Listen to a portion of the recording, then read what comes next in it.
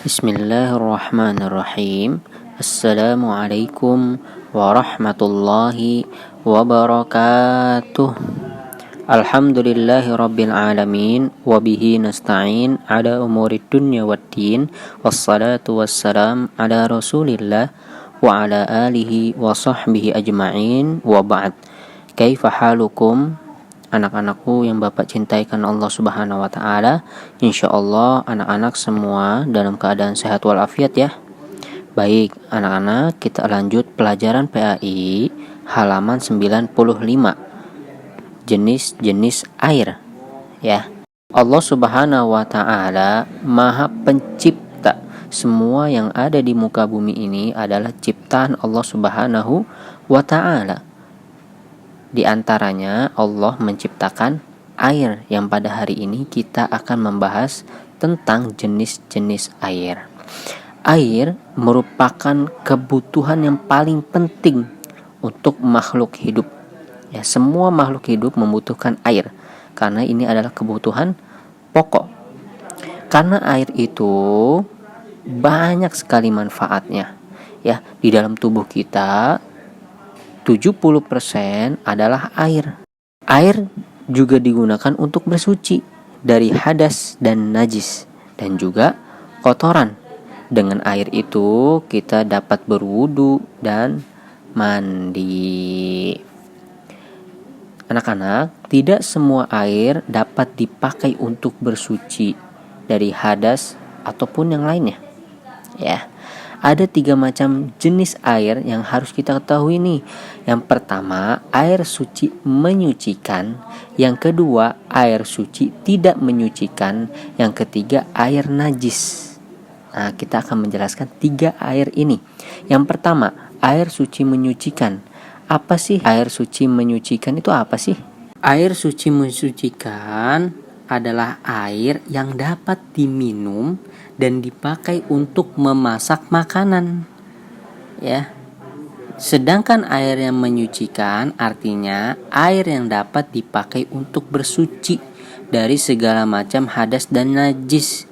Ya, bisa untuk mandi, bisa untuk berwudu dan lain sebagainya. Air suci menyucikan disebut juga dengan air mutlak, yakni air yang bersih sejak awalnya.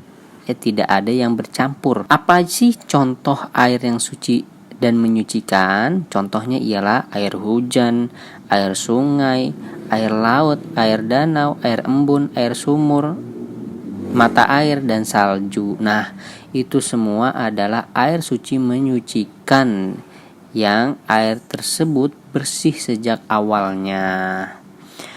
B. Air suci tidak menyucikan. Ya, anak-anak harus tahu nih, tidak semua air yang suci mempunyai sifat menyucikan. Air jenis ini disebut dengan air suci tidak menyucikan.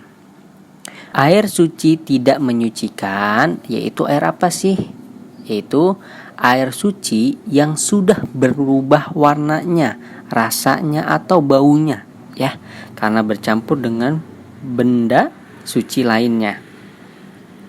Air suci ini biasanya digunakan untuk minum dan memasak makanan serta keperluan sehari-hari lainnya. Air suci tidak menyucikan anak-anak dapat dipakai untuk bersuci dari najis, akan tetapi tidak dapat dipakai untuk bersuci dari hadas. Berwudu menggunakan air sabun, nah itu tidak boleh ya. Tapi air sabun boleh digunakan untuk membersihkan najis yang ada di pakaian kita. Thayyib. Yang C, air najis. Nah, ini sudah jelas ya. Air najis adalah air yang tidak boleh dikonsumsi dan tidak dapat dipakai untuk bersuci. Nah, ini dua-duanya nih tidak boleh karena mengandung najis. Sudah berubah warnanya, baunya sudah berubah, kemudian tercampur oleh kotoran-kotoran yang najis. Contohnya apa? Air selokan. Air najis ini tidak boleh dikonsumsi, tidak boleh dipakai untuk wudu, mandi, mencuci pakaian. Ya, semuanya tidak boleh. kalau dipakai maka tidak sah. Karena air yang sejak awal adalah air najis, seperti air kencing manusia dan hewan. Contoh-contohnya nih. Contoh air najis ialah 1. Air kencing hewan dan manusia. 2. Air bersih yang dijilat oleh anjing. 3. Air kubangan babi. 4. Air selokan yang kotor. Yang kelima, air pembuangan dari WC. 6. Air yang bercampur dengan darah manusia atau darah hewan sembelihan. Barakallahu fikum anak-anak, kita sudah selesai. Bila ada kata-kata dari Bapak yang kurang berkenan, maka itu dari Bapak pribadi dan dari syaitan. Bila benarnya, maka dari Allah Subhanahu wa taala. Wassalamualaikum warahmatullahi wabarakatuh.